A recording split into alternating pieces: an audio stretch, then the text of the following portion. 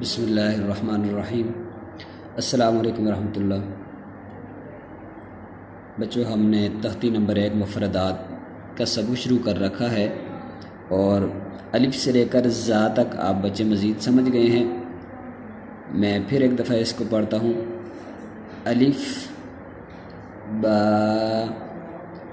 تا، ثا، جیم، حا، خا، دال، ذال، را۔ اس کو موٹا کر کے پڑھتے ہیں۔ زا، سختی کے ساتھ۔ سین،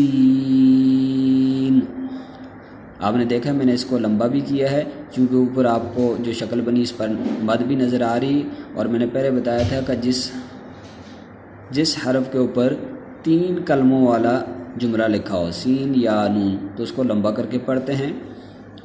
اور سین ادا کہاں سے ہوتا ہے کہ جب زبان کی نوک اگلے جو دانت ہیں اوپر والے اور نیچے والے ان کے درمیان تک آ جائے تو اس سے سین ادا ہوتا ہے سختی کے ساتھ۔ اگلا لفظ ہے شین۔ شین یہ ادا کرنا بہت ہی آسان ہے کہ جب زبان کا درمیان اوپر والے تالو سے لگے تو اس سے شین ادا ہوتا ہے۔ سین، شین۔ آج ہم یہی 2 حرف پڑھتے ہیں اور ان کی پریکٹس کیجیے، انشاءاللہ مزید آگے سلسلہ جاری رہے گا۔ والسلام۔